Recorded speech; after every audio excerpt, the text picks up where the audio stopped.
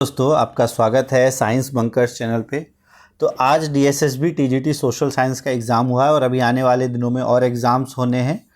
तो इस वीडियो में हम बात करेंगे कि किस तरह का पेपर आया था। एग्जैक्ट क्वेश्चंस तो नहीं बताएंगे हम, बट एक पैटर्न किस तरह का रहा है वो बताने की कोशिश करेंगे, जिससे जो आने वाले बच्चों का एग्ज़ाम है, जो आने वाले हमारे साथियों का एग्ज़ाम है, वो अच्छा चला जाए।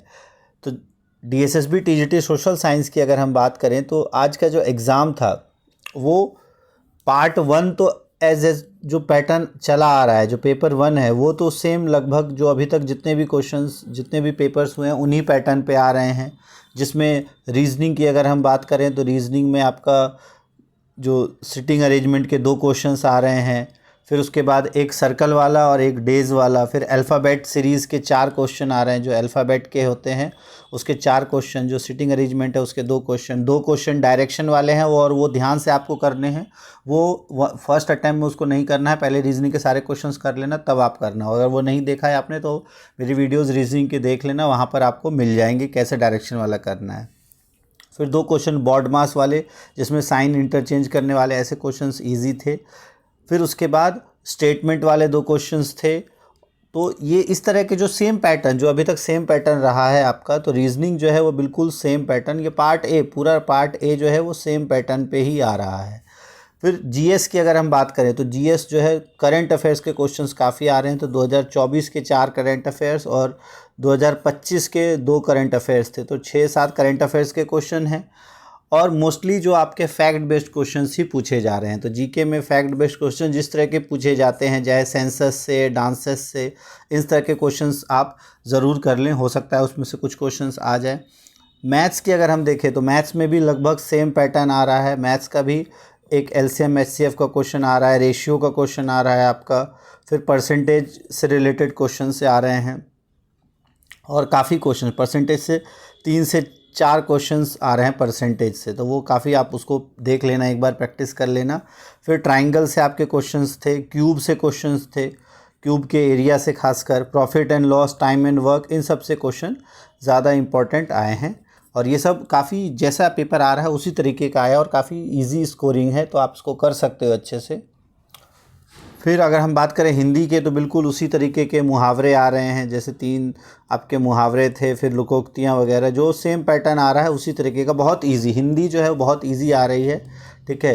हिंदी और इंग्लिश भी काफ़ी इजी है। इंग्लिश की अगर हम बात करें तो इंग्लिश के उसमें आपके 2 पैराग्राफ से क्वेश्चन, 2 मतलब पैराग्राफ से आपके लगभग 5 क्वेश्चंस और सीक्वेंस वाले 3 क्वेश्चंस, एरर वाले 2 क्वेश्चंस आ रहे हैं और 1 वर्ड और इडियम्स, इन सब के से क्वेश्चंस जैसे अभी तक आ रहे हैं उसी पार्ट पे आपके इंग्लिश से भी क्वेश्चंस आ रहे हैं।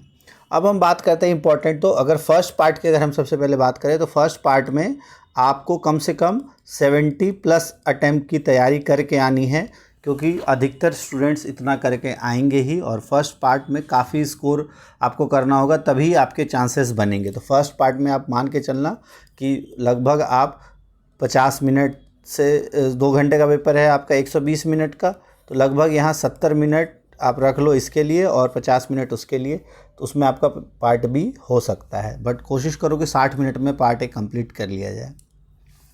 अब हम बात करते हैं सेकंड पार्ट की। जो सेकंड पेपर है वो आपका एनसीईआरटी बेस्ड नहीं है, मतलब एनसीईआरटी से डायरेक्ट क्वेश्चन नहीं है, एनसीईआरटी बेस्ड हैं बट एप्लीकेशन बेस्ड क्वेश्चन है। जो एप्लीकेशन आपको नॉलेज को अप्लाई करके तब आप आंसर कर पाओगे, तो डायरेक्ट एनसीईआरटी से क्वेश्चंस नहीं पूछे गए हैं, तो इसको आपको ध्यान रखना है।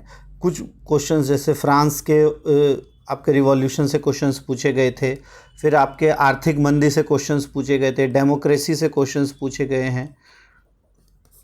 उसके बाद जो आपके इलेक्शन है वहाँ से क्वेश्चंस आए हैं, तो इलेक्शंस का आप देख लेना। फिर मिडिवियल जो हिस्ट्री है उससे रिलेटेड बुक्स से क्वेश्चंस, इकोनॉमी के लगभग 10 से 12 क्वेश्चंस, ये थोड़े सिंपल थे बट आपको एप्लीकेशन बेस्ड क्वेश्चंस आपको इसमें ज़्यादा पूछे गए हैं।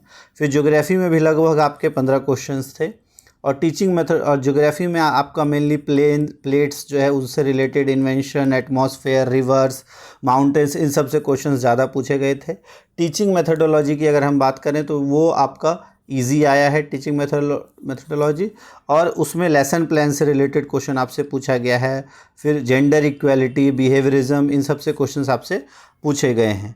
तो लगभग आपका सेकेंड पार्ट की जब हम बात करते हैं तो लगभग 60% से ऊपर पेपर आपका एप्लीकेशन बेस्ड क्वेश्चन है। डायरेक्ट कुछ भी जनरल नहीं आया है, तो आपको थोड़ा सा अच्छे से तैयारी करके जानी है।